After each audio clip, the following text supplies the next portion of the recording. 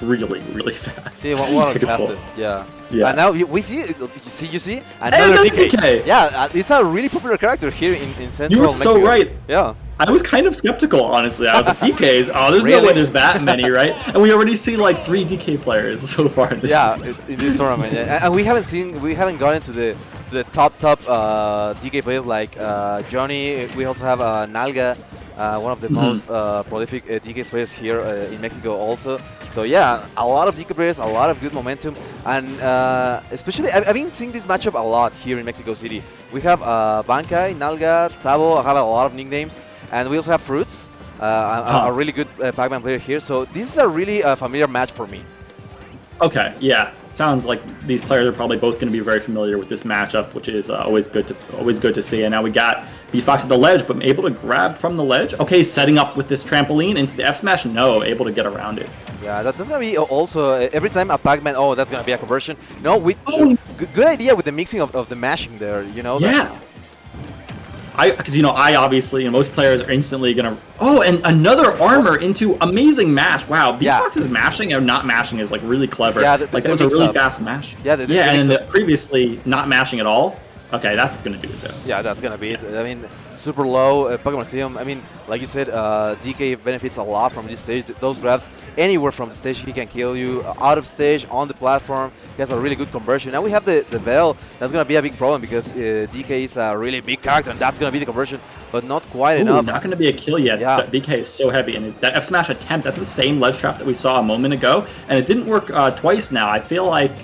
Silver clearly knows something about this ledge trap, particularly the matchup, the counterplay to the ledge trapping, and still 173 able to live. Yeah, and there's another high recovery to bypass that trampoline ledge trap that Beatfox was trying to set up.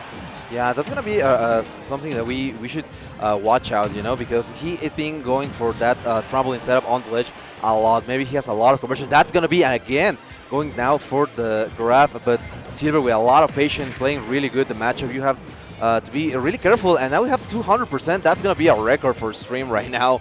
That's so much percentage, and still racking up. Beatfox not quite getting that big strong hit to kill. 228. It keeps going higher. 233. How high can we go? 230. Yeah, that's gonna be okay. Oh, he could have gone higher, but he missed the tech. Yeah, that's what I was saying. Like even with that 200, almost 250, we still haven't got that red hit, but untakeable. That's gonna be enough. Yes, it is. Wow, Silver is playing so strong. You were talking about Beatfox, and he definitely started out really well. But Silver has just played so patiently, like you were saying, and he's managed to find a full stock lead in this game. Yeah, that's gonna be a little harsh. I mean, on experience from the local players here, DK does really well against Pac-Man. He has the range, he has the mobility to take off, and a lot of the situation with the hydrant.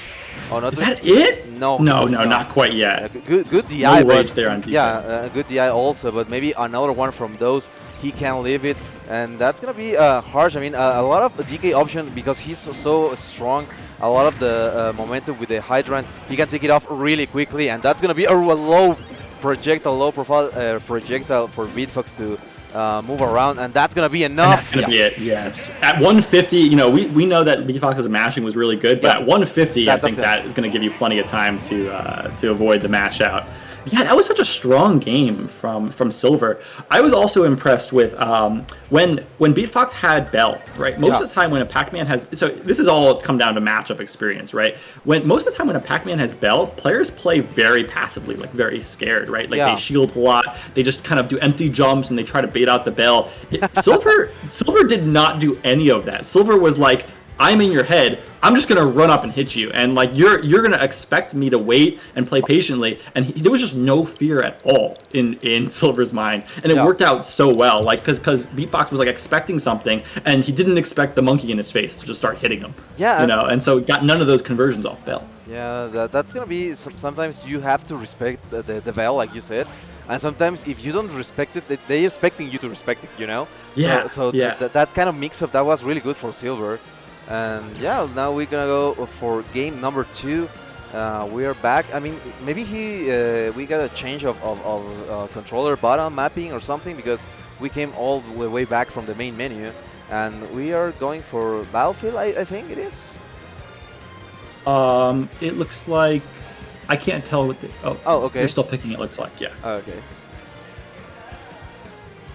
So that first stage was PS2. I think that it's a reasonable stage. Like we were talking about, though, that's usually... I think that's one of DK's best stages. Yeah.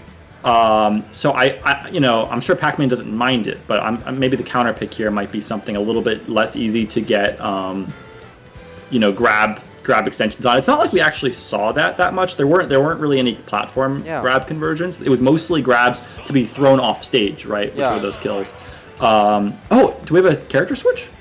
I mean, we're going to Smashville, if I remember correctly. Yeah, Smashville. So, yes. The smallest stages here in the competitive scene, the smallest main stage. So maybe Pac-Man, Beatfox trying to get more annoying with the projectiles, less space to move around all my projectiles. So maybe that's the idea.